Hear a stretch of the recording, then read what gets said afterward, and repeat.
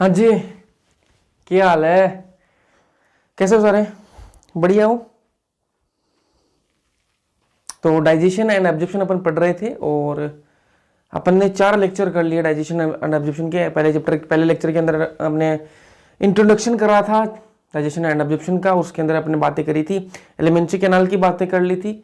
उसके बाद में अपन ने पढ़ा था ओरल कैविटी पढ़ ली, उसके बाद में हिस्टोलॉजी ऑफ गट पढ़ ली और कल अपन ने डाइजेस्टिव ग्लैंड पढ़ी थी। आज अपन बात करने वाले हैं डाइजेशन की। ठीक है, डाइजेस्टिव ग्लैंड सब कुछ अपन ने पढ़ लिया। अब डाइजेशन होता कैसे है वो अपन देख लेते हैं और अच्छे से पढ़ने वाले हैं। तो डाइजेशन को स्टार्ट करते हैं लेकिन डाइजेशन में होता क्या है, पीछे की क्लास उम्मीद करता हूं आपने वो चारों लेक्चर आपने देखे होंगे, और अगर आपने नहीं देखे होंगे तो थोड़ा सा फिर भी समझाने की कोशिश अच्छी रहेगी। अगर आपने वो देखे हैं सारे लेक्चर्स तो आपको पूरा समझ में आने वाला है। और आपको इतने दिनों में मतलब कभी आपने पहले अगर पढ़ रखा होगा तो अगर आपने कोई समझ नहीं आया है ये चैप्टर तो इस बार आपको ये समझ आ जाएगा और आपके दिमाग में गारंटी के साथ सेट कर दूंगा डाइजेशन को। ठीक है, तो डाइजेशन स्टार्ट करते हैं। डाइजेशन की जो प्रोसेस है उसके अंदर क्या होता है, पहले अपन को क्या करना पड़ेगा, इंजेशन। जो पहली स्टेप है उसके अंदर क्या होगा आपका इंजेशन। इंजेशन का मतलब क्या है, ये क्या बवाल है इंजेशन? इंजेशन का मतलब है आप खाना खा रहे हो, आप खाना खा रहे हो अंदर, मतलब खाने को अंदर ले रहे हो, ये क्या है इंजेशन। ठीक है, इंजेशन। ठीक है, आई फॉर इन, ठीक है, और I for ingestion. In ingestion, in ingestion. In का मतलब क्या होता है अंदर लेना और इंजेशन का मतलब अंदर लेना। ठीक है, ऐसे आप समझ लो। इंजेशन आपने कर लिया मतलब खाने को अंदर लिया, आपने मुंह में ले लिया। फिर आपको क्या करना है, क्या करते हो आप मुंह में लेने के बाद में खाने को मैस्टिकेट। मैस्टिकेट का मतलब क्या होता है चबाना। खाने को क्या करना है आपको चबाना, दांतों से आप चबा रहे हो खाने को। ठीक है, खाने को आप चबा रहे हो। उसके बाद में आपने खाना चबाया तो क्या बनता है, खाना चबाने के बाद में एक बोल जैसी स्ट्रक्चर बन जाती है। बोल जैसी स्ट्रक्चर बन जाती है, एक गेंद जैसी स्ट्रक्चर बनती है, उसको क्या कहा जाता है बोलस। ठीक है, आपने फूड इंटेक किया, आपने खाना खाया और उसके बाद में आपने चबाया खाने को, मैस्टिकेट किया। उसके बाद में जो स्ट्रक्चर बनता है वो क्या बनता है, बोल जैसा एक स्ट्रक्चर बनता है उस खाने का, उसको क्या कहा जाता है बोलस। क्या कहा जाता है बोलस। मैस्टिकेशन किया आपने, उसके बाद में क्या स्ट्रक्चर बना बोलस। कैसा बोलस क्यों नाम दिया है, क्योंकि ये बोल जैसा स्ट्रक्चर है। ठीक है, यहां तक आपको समझ आ गया होगा। उसके बाद में बोलस बन गया, आप करते क्या हो, देखो रियल लाइफ में आप देखो, आपने खाना खाया उसके बाद में आपने खाना चबा लिया। अब जो चबाने के बाद में जो बोलस बन गया, अब क्या करते हो आप निगलते हो ना, तो इसको क्या बोलते हैं स्वेलोविंग बोलते हैं। ठीक है, और अपन मेडिकल टर्म में इसको देखें तो इसको क्या कहा जाता है डिग्लूटेशन। ठीक है, तो आपने डिग्लूटेशन कर लिया मतलब खाना कहां चला गया अब इसोफेगस के अंदर, इसोफेगस के बाद में वो स्टमक के अंदर चला जाएगा। अब इसके अंदर जो डिग्लूटेशन की जो प्रोसेस है ना आपकी, जो आप खाना निगलते हो, जो खाना आप स्वेलोइंग करते हो या फिर आप डिग्लूटेशन, जो इसकी जो प्रोसेस है, इसके लिए एक दिमाग के अंदर एक सेंटर प्रेजेंट है। जो आप खाने को ऐसे खाने को अंदर लेते हो ना, इसके लिए भी दिमाग के अंदर एक सेंटर है और उस सेंटर का नाम क्या है मेडुला ओब्लंगेटा। क्या नाम है उस सेंटर का, मेडुला ओब्लंगेटा। ये बहुत जगह आपको सुनने के लिए मिलेगा, ये सेंटर बहुत सारी चीजों को रेगुलेट करता है। ठीक है, तो मेडुला ओब्लंगेटा किसके लिए है, डिग्लूटेशन के लिए मेडुला ओब्लंगेटा सेंटर है। ठीक है, आगे यहां तक बात समझ में। खाना खाया, खाने को चबाया, खाने को चबाने के बाद में क्या एक बोल जैसे स्ट्रक्चर बनती है, गेंद जैसे स्ट्रक्चर बनती है, जिसको क्या कहा गया है बोलस। अब बोलस जो है उसको क्या करना, अपन को निगलना है, अंदर लेना है, डिग्लूटेशन करना है। ठीक है, तो उसके लिए क्या सेंटर, कहां पर सेंटर प्रेजेंट है, दिमाग के अंदर एक सेंटर प्रेजेंट है, उस सेंटर का नाम क्या दे दिया है मेडुला ओब्लंगेटा। यहां तक समझ में आ चुका होगा। अब जो दूसरी स्टेप है, ठीक है, पहली स्टेप हमने क्या थी इंजेशन, अपन ने खाना खा लिया। अब उस खाने को क्या करना है डाइजेस्ट करना है, तो क्या करना पड़ेगा अपन को डाइजेशन। ठीक है, ये मैंने आपको फर्स्ट लेक्चर के अंदर ये चीजें बता दी थी कि डाइजेशन क्या होता है, एब्जॉर्प्शन क्या होता है, असिमिलेशन क्या होता है, ये तीनों चीजें मैंने आपको अच्छे से बता दी थी। एक बार वापस से सुन लो, फिर अपन को क्या करना पड़ेगा डाइजेशन करना पड़ेगा उस खाने का। खाना अंदर चला गया, ठीक है, आपने मैस्टिकेट कर लिया, चबा लिया, उसके बाद में आपने खाने को निगल भी लिया। अब क्या करना पड़ेगा, खाने को डाइजेस्ट करना पड़ेगा। तो डाइजेशन की प्रोसेस होगी किसके लिए, डाइजेशन, ठीक है। उसके बाद में क्या होगा, एब्जॉर्प्शन होगा।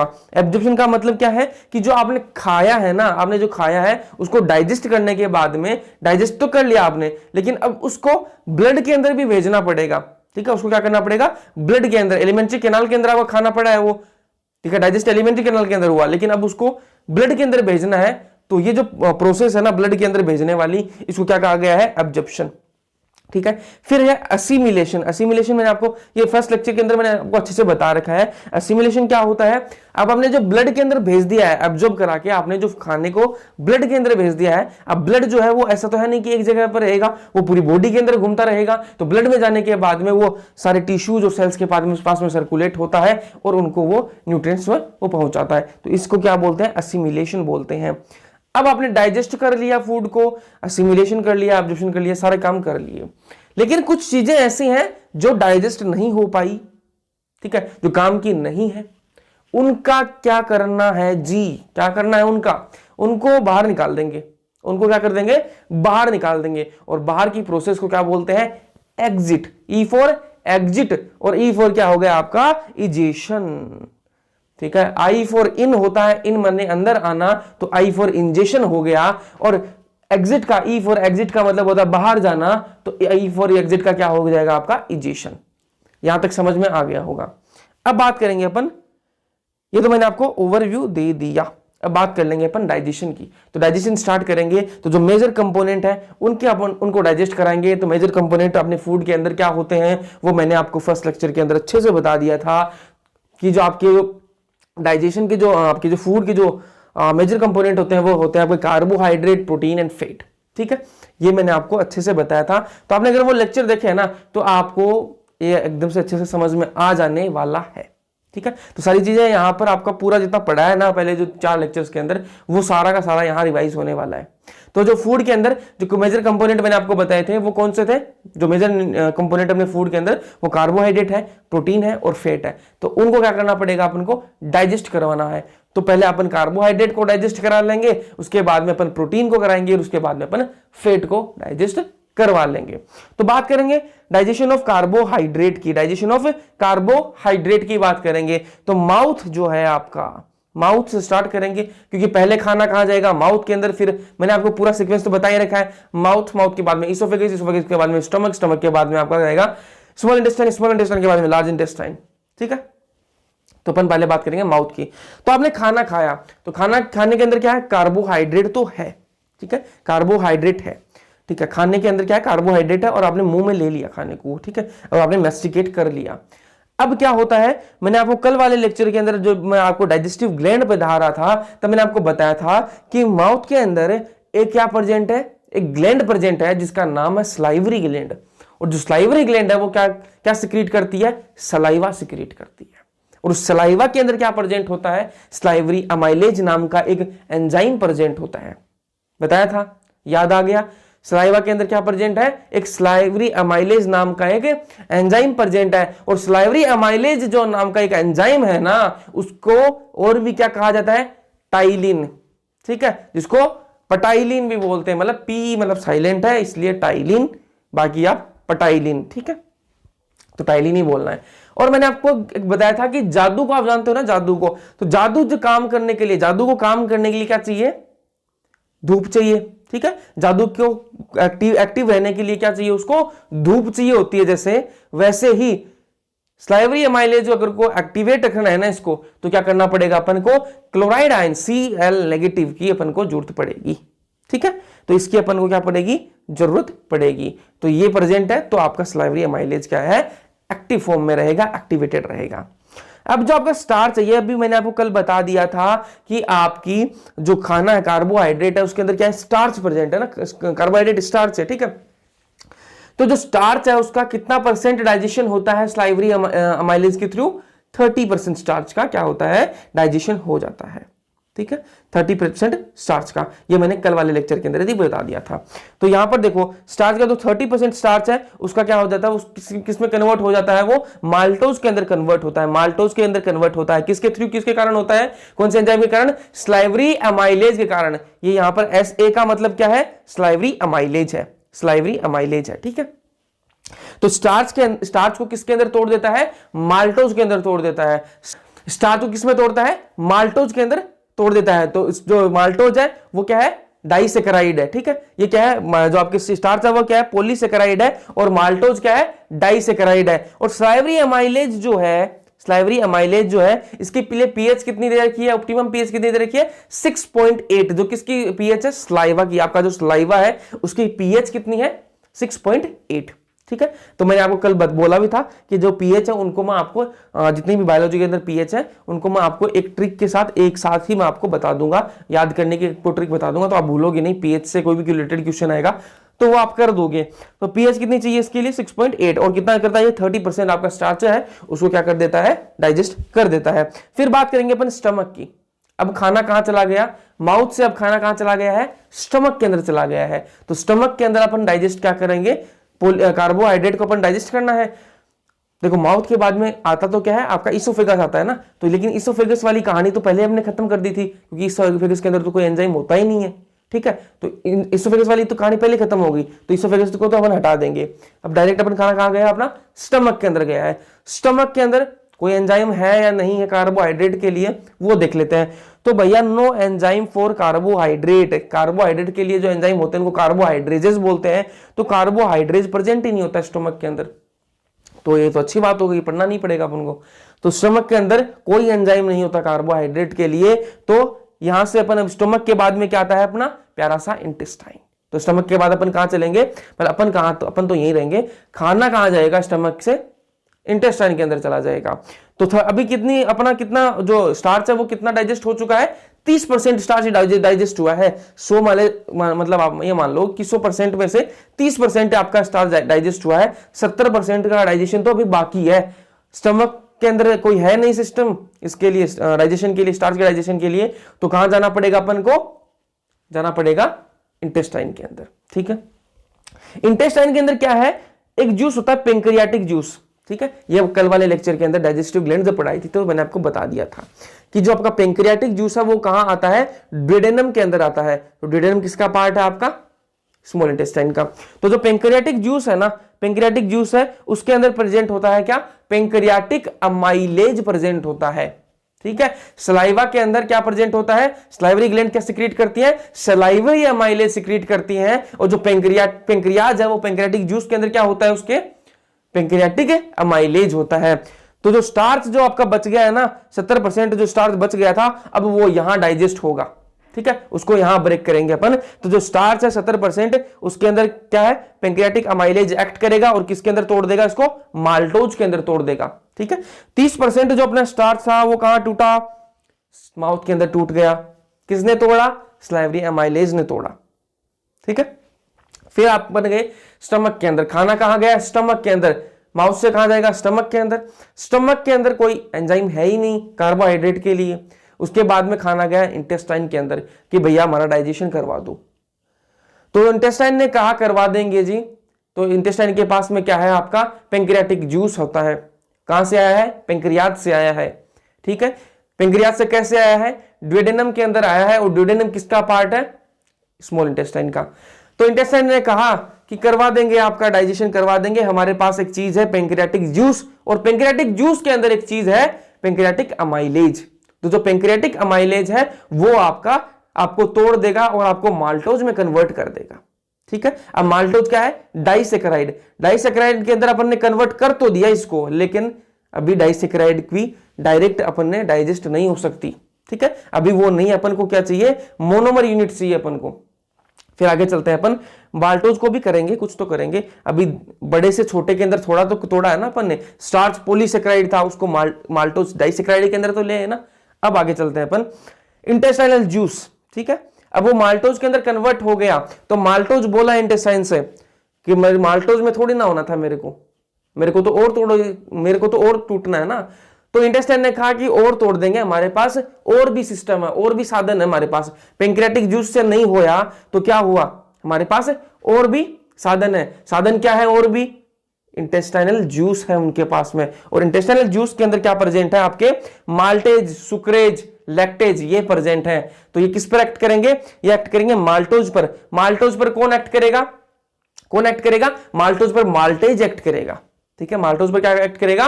माल्टेज एक्ट करेगा। देखो अपन कहां से चले थे? अपने खाने में क्या प्रेजेंट था? स्टार्च प्रेजेंट था। स्टार्च 30% कहां टूट गया? आपके माउथ के अंदर, किसके थ्रू? स्लाइवरी अमाइलेज के थ्रू टूटा। किसके अंदर? माल्टोज के अंदर 30% टूट गया। अब जो है वो खाना कहां गया? स्टमक के अंदर। स्टमक के अंदर कोई था नहीं सिस्टम, फिर इंटेस्टाइन के अंदर आया। इंटेस्टाइन के अंदर 70% जो आपका स्टार्च है उसको पेंक्रियाटिक अमाइलेज ने तोड़ दिया। किसके अंदर? माल्टोज के अंदर। तो 100% अपना स्टार्च जो है ना वो माल्टोज के अंदर कन्वर्ट हो चुका है। ये बात तो मान रहे हो ना? माल्टोज के अंदर कन्वर्ट हो गया। अब माल्टोज को अपन को तोड़ना है। डाइसेक्राइड है ना माल्टोज, उसको मोनोसेक्राइड के अंदर तोड़ना है। तो माल्टोज को अपन तोड़ेंगे किसकी हेल्प से? इंटेस्टाइनल जूस की हेल्प से। और इंटेस्टाइनल जूस के अंदर क्या प्रेजेंट है? माल्टेज प्रेजेंट है। तो माल्टोज को अपन किसके अंदर तोड़ेंगे? मोनोसेक्राइड। और माल्टोज की जो मोनोसेक्राइड यूनिट होती है वो क्या होती है? Glucose plus glucose. Glucose plus glucose, दो ग्लूकोज मिलकर क्या बनाते हैं? माल्टोज बनाते हैं। दो ग्लूकोज मिलकर क्या बनाते हैं? माल्टोज बनाते हैं। तो माल्टोज को जब अपन तोड़ेंगे ना मोनोसेक्राइड के अंदर, तो क्या क्या मिलेगा अपन को? ग्लूकोज प्लस ग्लूकोज, दो ग्लूकोज के मॉलिक्यूल मिलेंगे। और किसकी हेल्प से तोड़ेंगे अपन? माल्टेज की। तो ये तो इसमें कोई कंफ्यूजन है ही नहीं, माल्टोज को माल्टेज तोड़ेगा। अब एक और शुगर है, एक और शुगर है जिसका नाम क्या है? सुक्रोज। ठीक है, एक और शुगर है जिसका नाम क्या है? सुक्रोज। अब सुक्रोज को कैसे तोड़ेंगे अपन? सुक्रोज को तोड़ेंगे अपन सुक्रेज की हेल्प से। सुक्रोज को तोड़ेंगे अपन किसकी हेल्प से? सुक्रेज की हेल्प से। और सुक्रेज जो है सुक्रोज को किसमें कन्वर्ट कर देगा? आपका ग्लूकोज प्लस फ्रक्टोज के अंदर। ग्लूकोज प्लस फ्रक्टोज के अंदर कन्वर्ट कर देगा। यहां तक बात क्लियर है? ठीक है। फिर एक है मिल्क शुगर। मिल्क शुगर होती है कौन सी? लैक्टोज। मिल्क शुगर कौन सी होती है? लैक्टोज। और लैक्टोज को कौन तोड़ेगा? लैक्टेज तोड़ेगा। लैक्टोज को कौन तोड़ेगा? लैक्टेज तोड़ेगा। और लैक्टेज जो है वो किस में तोड़ेगा? ग्लूकोज प्लस गैलेक्टोज में तोड़ देगा। ग्लूकोज प्लस गैलेक्टोज में तोड़ देगा।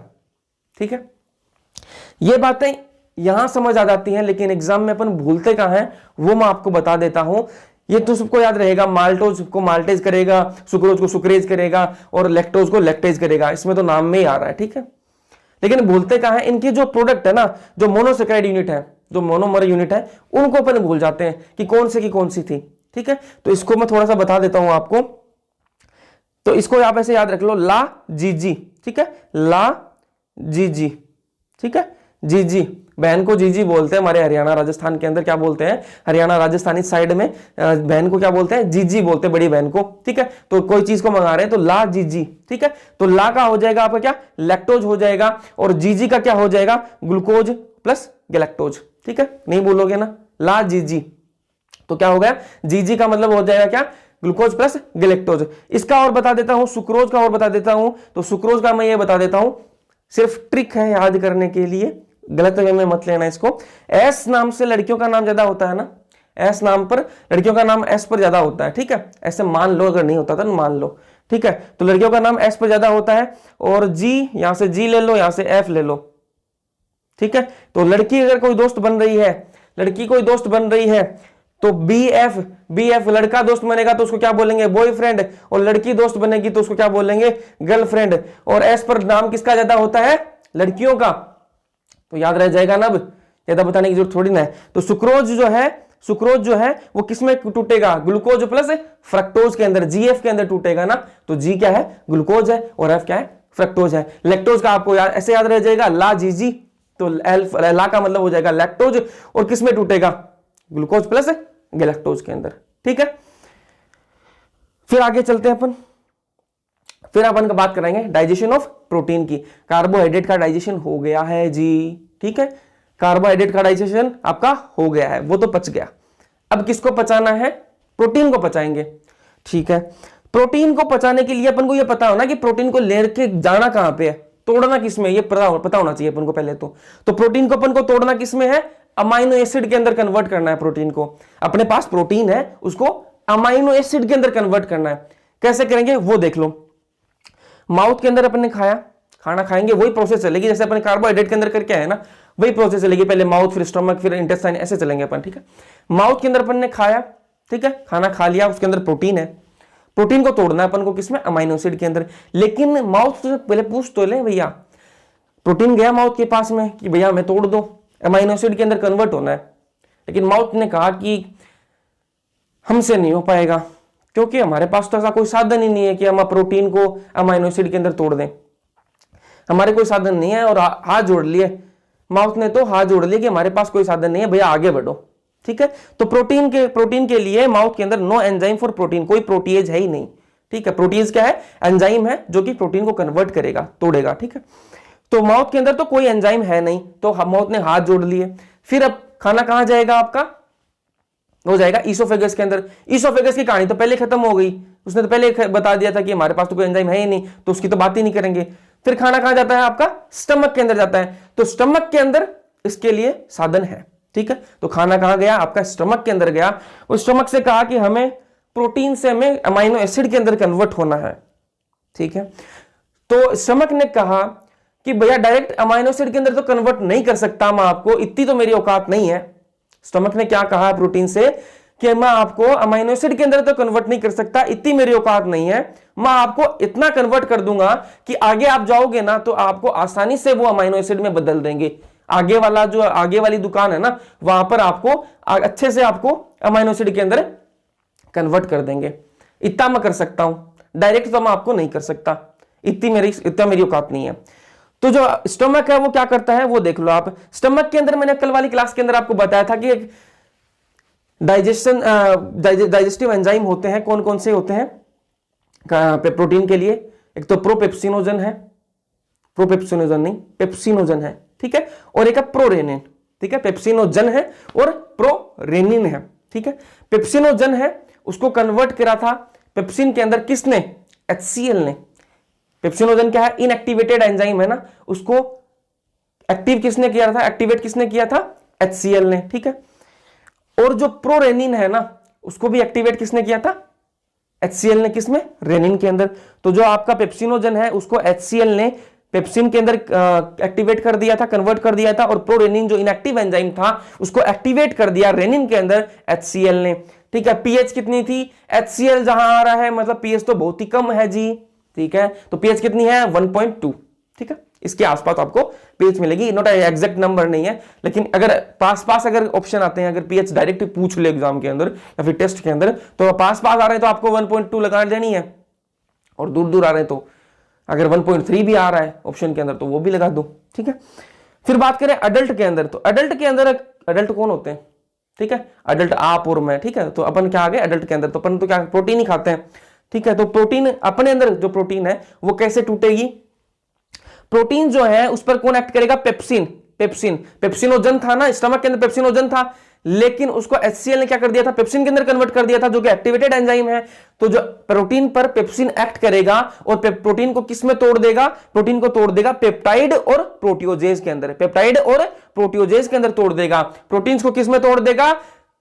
पेप्टाइड और प्रोटियोजेज के अंदर तोड़ देगा। कौन तोड़ेगा? पेप्सिन तोड़ेगा। ठीक है, अब रेनिन जो है ना, रेनिन जो, इसका क्या खेल है?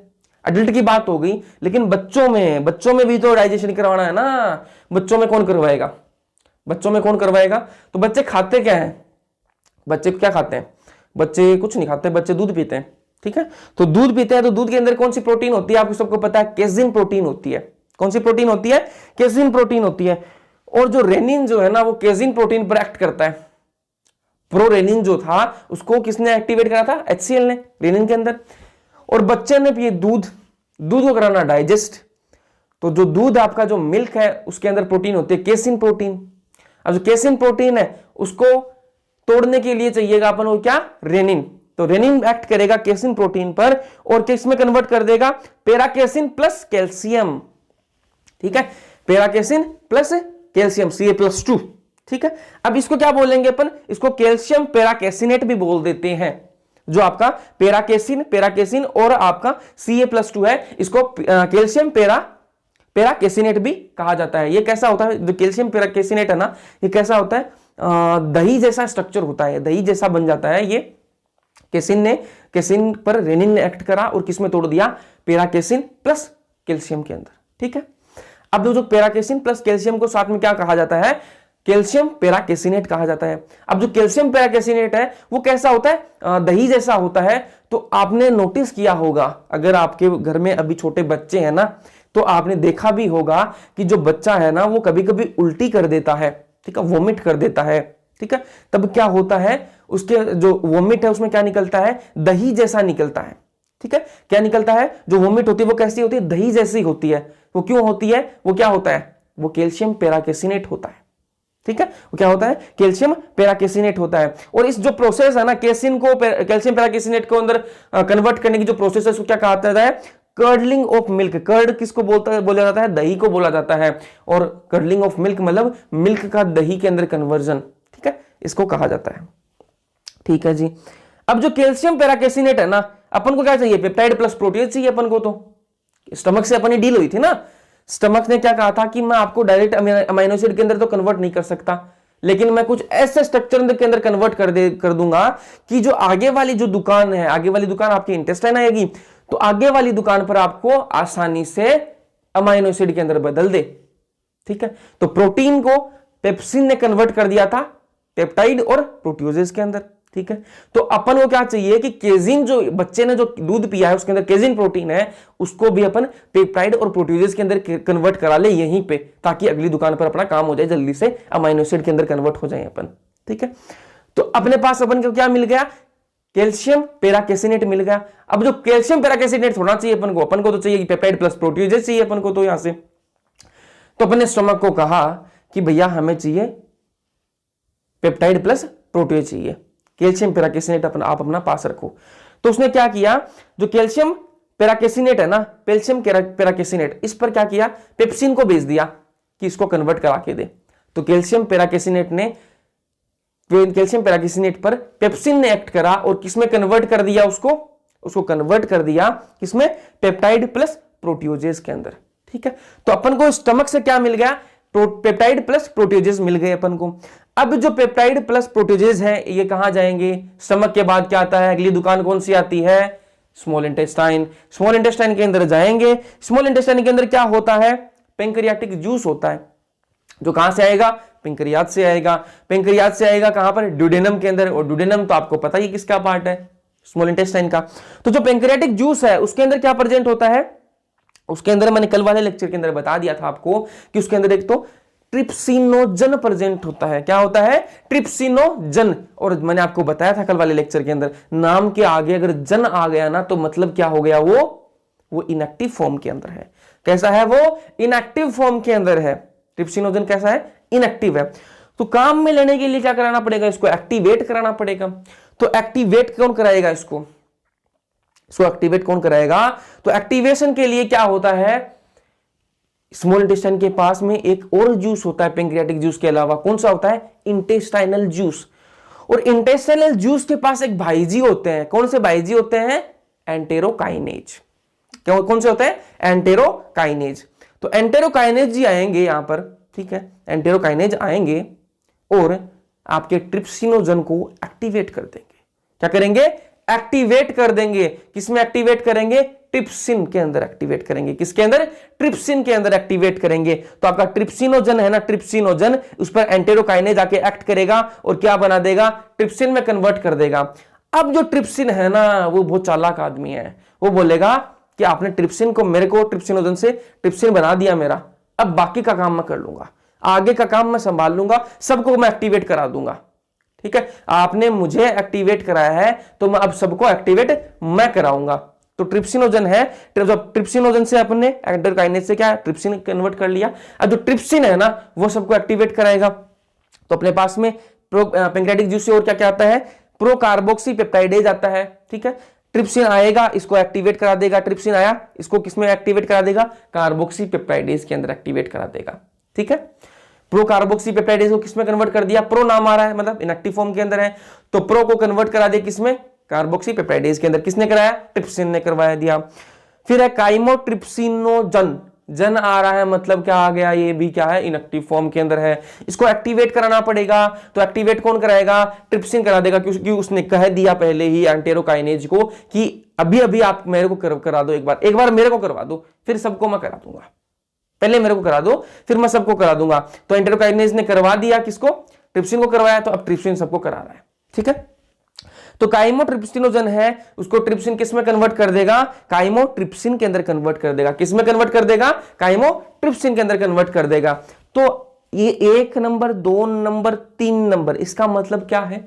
इसका मतलब ये है कि 1 नंबर वाले भाई साहब जो है ना, 1 नंबर वाले भाई साहब कौन से हैं? ट्रिप्सिन है, ठीक है। उन्होंने अपना काम कर दिया। क्या काम किया उन्होंने? दूसरे एंजाइम्स को, जो इनएक्टिव एंजाइम्स है, उनको एक्टिवेट करा दिया, ठीक है। अब काम किसका बचा है? इनको, मतलब ऐसे थोड़ा ना कि यार फालतू में इनको बनाया है, कुछ तो काम मिलेंगे ना इनको। तो जो कार्बोक्सी पेप्टाइडेज और जो काइमोट्रिप्सिन, जो दो भाई साहब है ना, दो बच्चे हैं, इनका क्या काम है वो देख लेते हैं अपन, ठीक है। तो प्रोटीन जो है, ठीक है, प्रोटीन जो बच गई, देखो पहले अपन ने देखो स्टमक के अंदर जितनी प्रोटीन थी ना, उसको अपन पेप्टाइड और प्रोटीजेस के अंदर कन्वर्ट कर लाए थे अपन।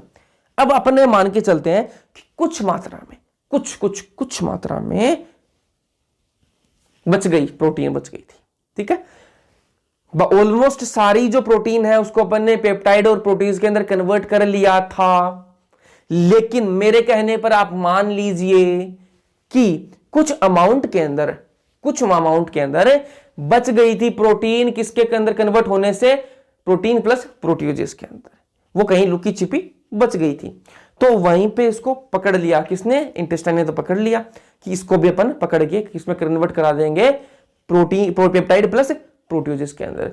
तो यहां पर जो प्रोटीन बच गई थी ना, जो स्टमक के अंदर बच गई थी कन्वर्ट होने से, उसको पहला एंजाइम, पहला और तीसरा एंजाइम कौन सा वाला आपका, ये जो है ना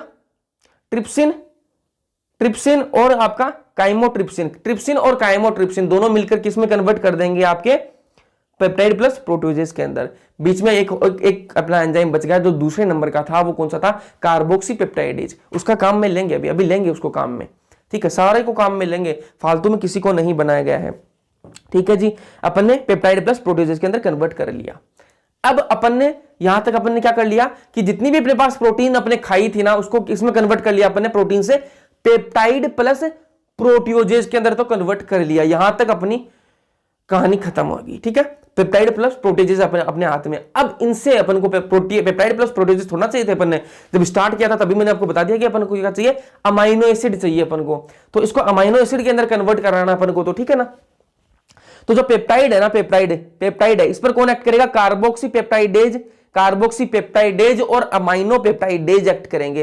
कार्बोक्सी पेप्टाइडेज और अमाइनो पेप्टाइडेज एक्ट करेंगे। ध्यान से सुनो कि जो पेप्टाइड है आपका, उस पर कार्बोक्सी पेप्टाइडेज और अमाइनो पेप्टाइडेज एक्ट करेंगे और किसमें कन्वर्ट कर देंगे? पेप्टाइड को अमाइनो एसिड के अंदर कन्वर्ट कर देंगे। किसमें कन्वर्ट कर देंगे? अमाइनो एसिड के अंदर कन्वर्ट कर देंगे। यहां तक कोई दिक्कत है? आ गया समझ? ठीक है। इसको मैं थोड़ा सा आपको और बता देता हूं। ये मानो आप, ये ए है, ठीक है, ये अमाइनो एसिड है, ये एक अमाइनो एसिड है, ठीक है, ये एक अमाइनो एसिड है, ठीक है। यहां पर आपका NH जो ग्रुप जुड़ा हुआ है, अमाइनो ग्रुप जुड़ा हुआ है, यहां पर आपका, ठीक है, ठीक है, कार्बोक्सी ग्रुप जुड़ा हुआ है, ठीक है। तो यहां पर जो एक्ट करेगा ना, इसको जो तोड़ने के लिए जो एक्ट करेगा, वो आप मान लीजिए कि वो कार्बोक्सी पेप्टाइडेज है। वो कौन सा है? कार्बोक्सी पेप्टाइडेज, ठीक है। जो कार्बोक्सी ग्रुप की तरफ तोड़ेगा इस पेप्टाइड को, ये पूरा जो चेन है ना, ये पूरी चेन जो है, ये पूरी जो चेन है, ये क्या है? आपकी पेप्टाइड है, ठीक है। ये पूरा क्या है? पेप्टाइड है। तो जो एंजाइम कार्बोक्सी ग्रुप की तरफ से तोड़ेगा ना, उसको कार्बोक्सी पेप्टाइडेज कह दिया है। और जो यहां से तोड़ेगा इसको, ठीक है, जो अमाइनो ग्रुप की तरफ तोड़ेगा, उसको अमाइनो पेप्टाइडेज कह दिया है, ठीक है। तो जो पेप्टाइड है उस पर दो एंजाइम एक्ट करेंगे, कार्बोक्सी पेप्टाइडेज और अमाइनो पेप्टाइडेज, और किस में कन्वर्ट कर देंगे? अमाइनो एसिड के अंदर कन्वर्ट कर देंगे। और अपन को चाहिए क्या था? अपन को चाहिए, यही तो चाहिए था अपन को, अमाइनो एसिड चाहिए था, वो अपन को मिल गया, ठीक है। यहां तक कहानी आ गई समझ में। फिर बात करेंगे अपन डाइजेशन ऑफ फैट, ठीक है। डाइजेशन ऑफ फैट और जो लिपिड्स हैं उनकी अपन डाइजेशन करवाएंगे। तो डाइजेशन करवाने के लिए उनके लिए क्या करना पड़ता है? जो फैट जो है ना, फैट और जो लिपिड है, वो कोई पॉलीमर नहीं है। पहली बात तो ये, ठीक है, ये पॉलीमर नहीं है, ठीक है, नॉट पॉलीमर। पॉलीमर नहीं है तो इसको तोड़ने का कोई मतलब नहीं है कि उनको मोनोमर यूनिट के अंदर कन्वर्ट करना है, ऐसा कुछ नहीं है। लेकिन डाइजेशन तो करवाना पड़ेगा ना फैट या फिर लिपिड का। कैसे करवाएंगे? उसके लिए थोड़ी अलग प्रोसेस है। जो आपका जो लिपिड है, जो फैट है, वो कैसा होता है? बड़ा सा मॉलिक्यूल होता है, बड़ा सा मॉलिक्यूल होता है। और वो जो बड़ा सा मॉलिक्यूल होता है वो कैसा होता है? इनसोल्यूबल होता है। वो कैसा होता है? इनसोल्यूबल होता है। इनसोल्यूबल किसके अंदर होता है? पानी के अंदर इनसोल्यूबल होता है, और पानी के अगर अंदर इनसोल्यूबल है तो आपके जो एंजाइम है वो एक्ट ही नहीं कर पाएंगे, इस पर काम ही नहीं कर पाएंगे, क्योंकि एंजाइम को अगर काम करना है ना तो उनको क्या चाहिए होगा, उनको तो वाटर चाहिए होगा, तो ये तो पानी में सोल्यूबल ही नहीं है, तो क्या होगा, ऐसे एंजाइम इस पर एक्ट नहीं कर पाएंगे। तो पहले इसको क्या करना पड़ेगा, अपन को तोड़ना पड़ेगा। ये क्या है, इनसोल्यूबल है, insoluble in water, in water, थोड़ी साइज कम कर लेते हैं इसकी, इनसोल्यूबल है वाटर के अंदर, ठीक है जी। अब अपन इसको तोड़ देंगे, इसको छोटे छोटे टुकड़ों में तोड़ देंगे, इसको तोड़ दिया छोटे छोटे टुकड़ों में, ठीक है, तोड़ दिया, ये छोटे छोटे टुकड़ों में टूटा है, लेकिन अभी भी है तो ये इनसोल्यूबल ही ना, ये अभी भी है तो इनसोल्यूबल ही है। अपन ने जो बड़ा सा मॉलिक्यूल था, जो फेट का जो ग्लोब्यूल था, उसको बड़े को अपन ने छोटे के अंदर तोड़ दिया, तो तोड़ने, छोटे में तोड़ने से थोड़ा सोल्यूबल हो जाएगा, वो है तो अभी भी इनसोल्यूबल। लेकिन कल वाले लेक्चर के अंदर मैंने आपको बताया था कि लीवर जो है ना, लीवर वो दो चीजें निकालता है, क्या क्या निकालता है, क्या क्या सिंथेसिस, क्या क्या बनाता है, वो दो चीजें बनाता है, एक तो बाइल सोल्ट और एक बाइल पिगमेंट, ठीक है। तो जो बाइल सोल्ट है ना वो अब यहां पर आएगा, और जो बाइल सोल्ट है ना वो यहां आकर क्या करेगा, वो आकर यहां पर क्या करेगा, यहां आकर ऐसे ऐसे इसके साथ में जुड़ जाएगा, ऐसे ऐसे जुड़ जाएगा, ठीक है,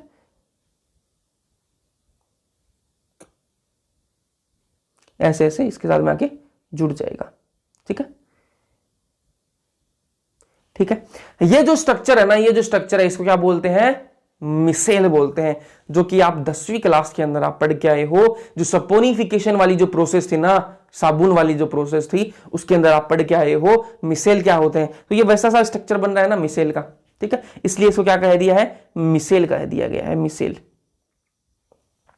ठीक है, क्या कह दिया गया है, मिसेल कह दिया गया है। अब जो है ना, ये जो मिसेल है ना, ये किसमें सोल्यूबल है, ये वाटर के अंदर सोल्यूबल हो, ठीक है, सोल्यूबल इन वाटर, ठीक है। जो पहले जो फेट ग्लोब्यूल था ना, जो बड़ा सा मॉलिक्यूल था, वो इनसोल्यूबल था पानी के अंदर, फिर अपन ने क्या किया, उसको तोड़ा, छोटे छोटे टुकड़ों में तोड़ दिया, फिर बाइल सोल्ट आया और वो उसके चारों तरफ चिपक गया, ठीक है। तो अब वो क्या हो गया, सोल्यूबल हो गया वाटर के अंदर, ठीक है। तो अब सोल्यूबल हो गया, तो अब इस पर एंजाइम्स काम कर सकते हैं, जो आपका लाइपेज है वो काम कर सकता है और इसको तोड़ सकता है, ठीक है। इस प्रोसेस को क्या कहा जाता है, इमल्सिफिकेशन,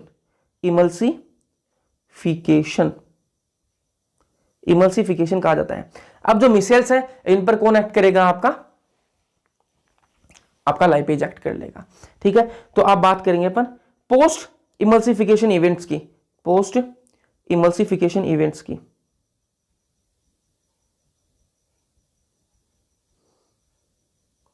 पोस्ट इमल्सिफिकेशन इवेंट्स मतलब कि इमल्सिफिकेशन तो करा दिया, लेकिन उसके बाद में हुआ क्या, ठीक है। इमल्सिफिकेशन तो आपने करा दिया, टुकड़ों में तोड़ दिया, उसको सोल्यूबल भी बना दिया, लेकिन उसके बाद में क्या क्या हुआ, उसके बाद में जी वही बताते हैं क्या हुआ ऐसे कि जो ट्राइग्लिसराइड है ना, ट्राइग्लिसराइड जो है उस पर एक्ट किया किसने, लाइपेज ने एक्ट करा, लाइपेज भाई साहब ने एक्ट करा, और क्या बना, किसमें कन्वर्ट कर दिया उसको, डाइग्लिसराइड के अंदर, डाइग्लिसराइड के अंदर कन्वर्ट कर दिया। डाइग्लिसराइड के साथ साथ में किस कौन मिला है, और प्लस फैटी एसिड, ठीक है जी। डाइग्लिसराइड को किसमें कन्वर्ट करा, मोनोग्लिसराइड के अंदर, प्लस फैटी एसिड, प्लस क्या हो गया, फैटी एसिड, ठीक है। उसके बाद में मोनोग्लिसराइड को किसमें कन्वर्ट करा, फैटी एसिड प्लस ग्लिसरॉल के अंदर, प्लस किसमें, ग्लिसरॉल के अंदर, ठीक है। स्पेलिंग थोड़ी गलत हो गई, सही कर देते हैं,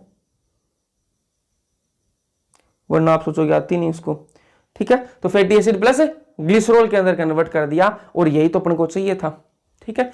तो अपन ने फैट को भी डाइजेस्ट कर लिया, क्या क्या डाइजेस्ट कर लिया, आज हमने कार्बोहाइड्रेट डाइजेस्ट कर लिया, अच्छे से समझ में आया होगा, अच्छे से समझ में आ गया, वरना ये रिएक्शन एनसीईआरटी के अंदर ऐसे डायरेक्ट लिखी हुई हैं और शायद समझ में नहीं आया होगा, और मैंने पूरी ट्राई करी है, आपको समझ में आया, चैप्टर कंप्लीट नहीं हुआ, अभी थोड़ा सा और है लेक्चर, ठीक है। उसके बाद में अपन ने प्रोटीन पढ़ ली, उसके बाद में अपन ने फैट को डाइजेस्ट कर लिया। तो अपने जो मेन जो कंपोनेंट थे ना फूड के में, जो मेजर कंपोनेंट थे, तीनों को डाइजेस्ट कर लिया अपन ने। ठीक है, यस, तीनों को क्या कर लिया अपने, डाइजेस्ट कर लिया। अब आगे चलते हैं अपन। ठीक है, तो एक छोटी सी बात और बता देता हूं, उसके बाद में डाइजेशन अपना हो गया कंप्लीट।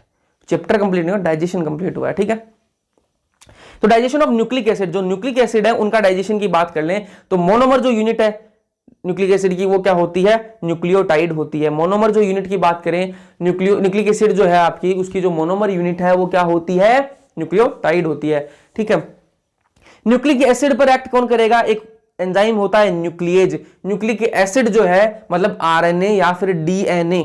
ठीक है, आरएनए या फिर डीएनए। ठीक है, ये न्यूक्लिक एसिड है। अब जो न्यूक्लिक एसिड है उस पर एक्ट करती है, एक एंजाइम एक्ट करेगा न्यूक्लिएज, और न्यूक्लिक एसिड को किसमें तोड़ देगा, न्यूक्लियोटाइड के अंदर तोड़ देगा। किसके अंदर तोड़ देगा, न्यूक्लियोटाइड के अंदर तोड़ देगा। अब जो न्यूक्लियोटाइड है उस पर एक एंजाइम एक्ट करेगा न्यूक्लियोटाइडेज, और किसमें तोड़ देगा, न्यूक्लियोसाइड के अंदर। अब जो न्यूक्लियोसाइड है ना उस पर एक एंजाइम एक्ट करेगा, कौन सा, न्यूक्लियोसाइडेज, और किसमें तोड़ देगा उसको, शुगर प्लस बेस के अंदर। ठीक है, तो ये देख लो आप, न्यूक्लिक एसिड पर एक्ट किया न्यूक्लियस ने, और न्यूक्लियोटाइड के अंदर तोड़ दिया। न्यूक्लियोटाइड जो है उस पर एक एंजाइम एक्ट करेगा न्यूक्लियोटाइडेज, और न्यूक्लियोसाइड के अंदर तोड़ेगा। और उसके बाद में है आपका न्यूक्लियोसाइड, उस पर न्यूक्लियोसाइडेज एक्ट करेगा, और किसमें तोड़ देगा आपको, शुगर और बेस के अंदर, नाइट्रोजनस बेस के अंदर इसको तोड़ा दिया जाएगा। ठीक है, तो यही अपन को सही था जो कि अपन ने करा लिया। ठीक है, तो ये अपनी की डाइजेशन की जो प्रोसेस है वो अपनी कंप्लीट हो चुकी है।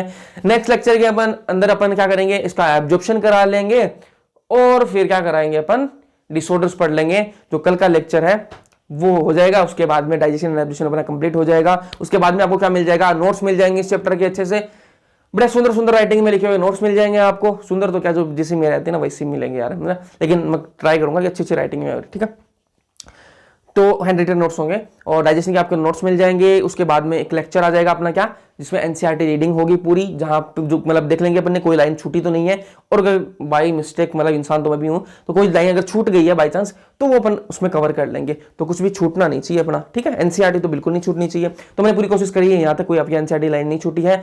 डीपीपी आपको मिल जाएगी, और उसके बाद जैसे चैप्टर कंप्लीट होगा तो आपको पीवाईक्यूज भी मिल जाएंगे इस चैप्टर के, तो वो भी सोल्व कर लीजिएगा। ठीक है, अगर आपको सारे क्वेश्चन बन रहे हैं तो मतलब मैं अच्छा आदमी हूं, सही पढ़ा लेता हूं, तो आप कंटिन्यू करिएगा, तो आपको पीवाईक्यूज भी मिल जाएंगे। और क्या चीज थी, एनसीईआरटी की रीडिंग आई जाएगी। बाकी यार कुछ बात करनी थी आपसे, करनी तो थी लेकिन दिमाग से निकल गई। तो वीडियो अगर आपको इन्फॉर्मेटिव लगी है तो लाइक कर देना, अपने दोस्तों के साथ, अपने मित्रों के साथ में शेयर कर देना, ताकि और भी लोगों तक मेरी बात पहुंच सके और वो भी जुड़ जाएं। ठीक है, तो और लोग जुड़ेंगे तो मेरे को भी मजा आएगा काम करने में। बाकी कर तो रही हैं, और लाइक कर देना, लाइक करोगे तो भी दूसरों और लोगों तक पहुंचेगी वीडियो। चैनल को सब्सक्राइब अगर अभी तक नहीं किया है, बिना सब्सक्राइब किए हुए देख रहे हो, तो कुछ नहीं जाएगा आपका, कोई पैसा नहीं जाने वाला आपका, कुछ नहीं जाता है। उस लाल वाले बटन को ग्रे में कन्वर्ट कर दो। ठीक है, अपन ने डाइजेशन के अंदर सब कुछ कन्वर्ट करा है, तो लाल जो बटन है ना उसको भी कन्वर्ट कर दो किसके अंदर, ग्रे के अंदर। ठीक है, तो सब्सक्राइब कर लो यार। और कुछ भी क्वेरी है, कुछ भी क्वेश्चन है, तो आप कमेंट सेक्शन के अंदर कमेंट कर सकते हो। डिस्क्रिप्शन में इंस्टा हैंडल दे रखा है, वहां पे मैसेज कर सकते हो। फॉलो करने की कोई जरूरत नहीं है, डायरेक्ट मैसेज करो और रिप्लाई आपको मिल जाएगा। टेलीग्राम चैनल को ज्वाइन कर लो, वहां पर पीडीएफ वगैरह अपलोड होती है, क्वेश्चन वगैरह आते रहते हैं, तो वहां पर आप मेरे को टेलीग्राम चैनल को जरूर से ज्वाइन कर लेना। इंस्टा पर मैं नहीं बोल रहा आपको फॉलो करने के लिए, टेलीग्राम चैनल को जरूर से ज्वाइन कर लेना। और बढ़िया, थैंक यू सो मच।